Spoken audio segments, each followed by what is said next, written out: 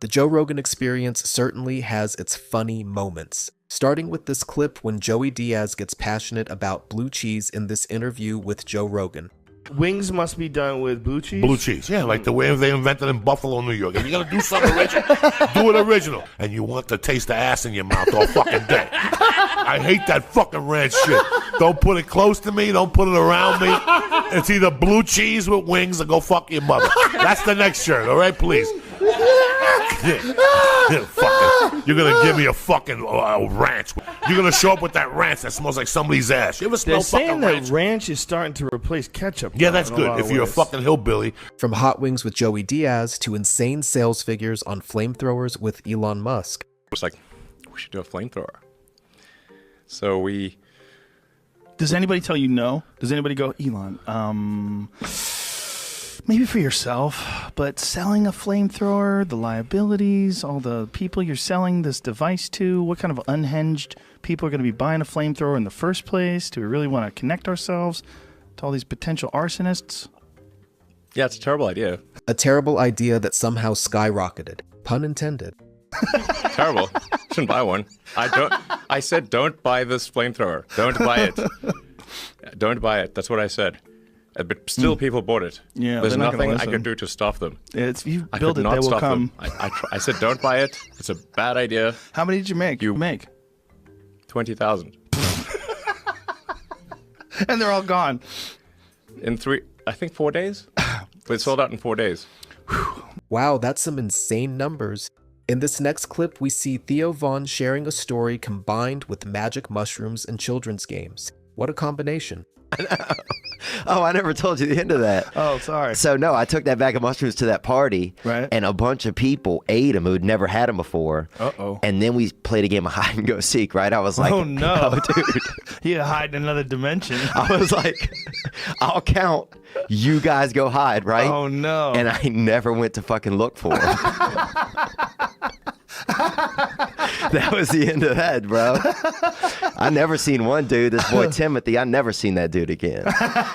Speaking of things you never go looking for, in this next clip we see boxer Mike Tyson speaking about his experience owning a tiger. Crazy picture. You in your underwear with a tiger on a chain. That is one of the... That's the that champ is right there. That's you at peak crazy. Yeah, insane. Yeah. Tom, what was going through my mind? I don't know what made me think about. My friend said, Mike, you can get some awesome animals. And I'm saying, really? Are you serious? In this hilarious story told by Brian Callen on the Joe Rogan Experience, we get to share some nasty but incredibly funny unwanted information. My wife said, you have to go to the dentist. So why? He goes, your breath is so out of control. And they've been married for 25 years. So he goes, Jesus, all right. So check this out. So apparently he had an abscess, a sac of bacteria in the back of his mouth.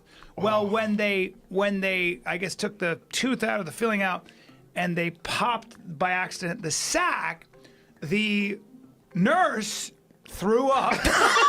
The studio then proceeded to explode with laughter and vomit impressions, causing the participants to cry out loud.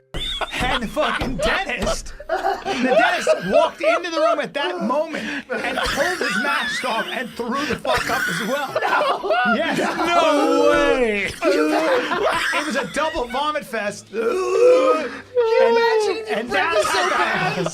Yeah. So did she puke on him or what? Did she get it? She didn't puke on him. She just puked. Went. Did they pop the sack? She went.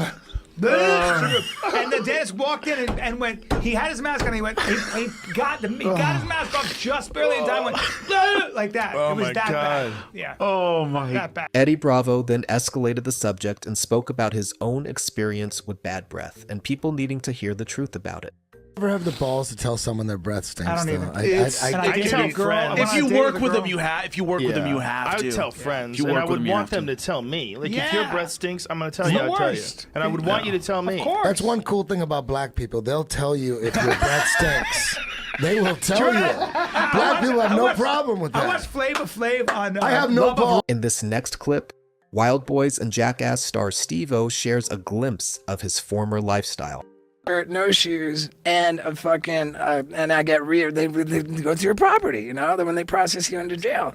And so they pull out a bag of cocaine and they re-arrest me at the jail. Oh my God. So I'm in, so I'm in there for like 3 days or something, and it's on the news, and then the apartment building's fucking over me, even though I rented 4 apartments in the building. Why did you rent 4? Because one was a skate park.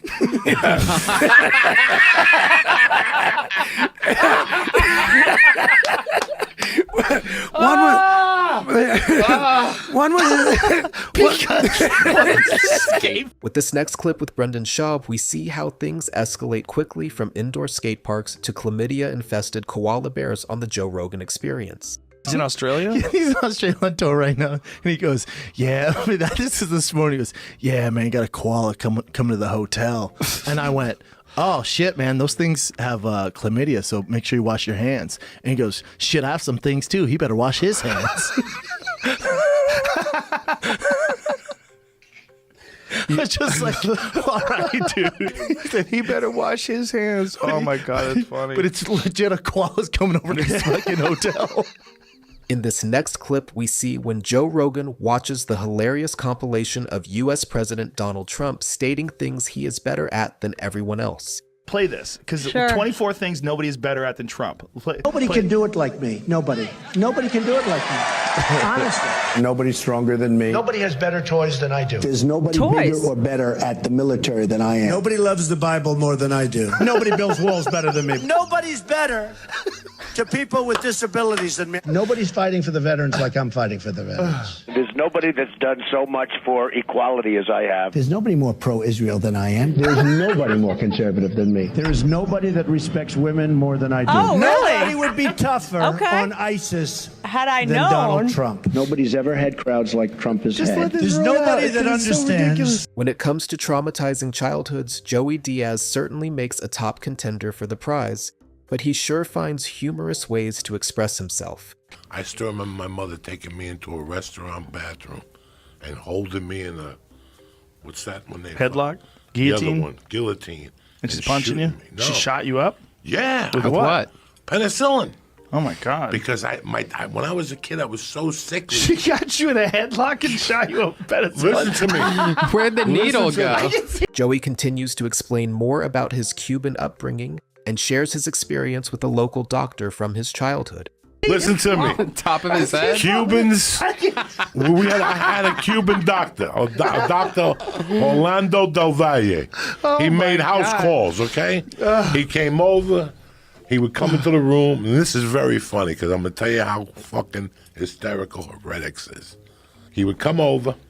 Now, Dr. Del Valle did a bump from time to time. Now, this is I'm talking about 1968, 69. Please, this goes on. Him when he come over, he bring the little thing, and him and my mom would talk, and my stepdad. And sure enough, he would come over, put the thermometer in my ass, and then look at me and say, "Jose Antonio, we have to give you a needle." And I go, "Give me 5 minutes. Let me think about it."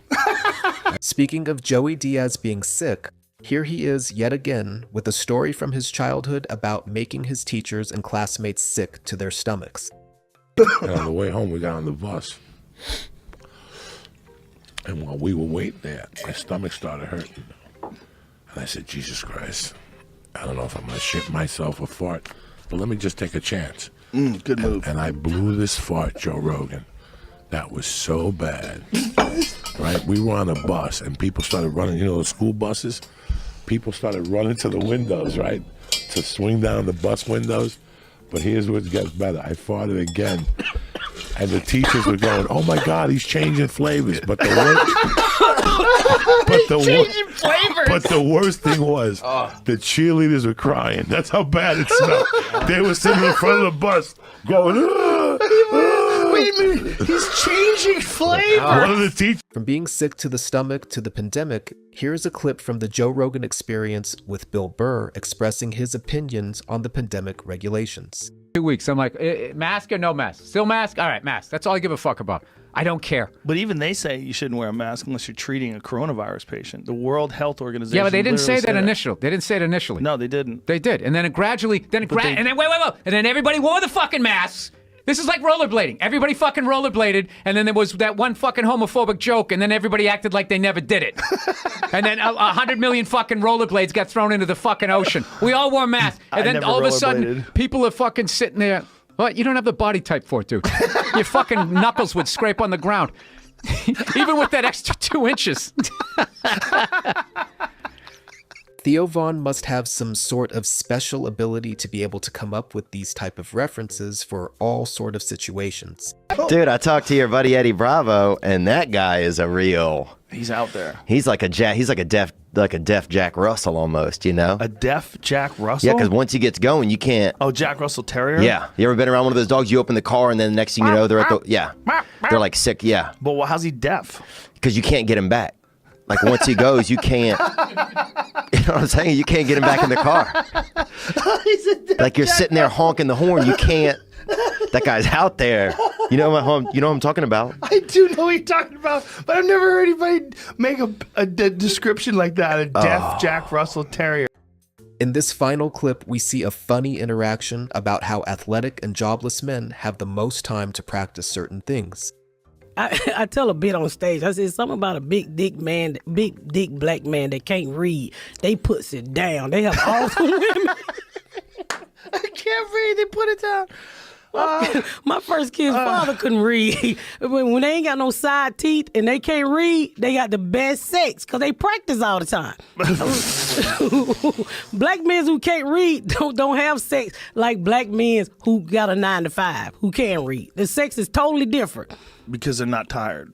Because they practice. All they do is practice on women. I mean, my husband got to go to work, Joe. He ain't got time to be flipping me over, slapping me across the head.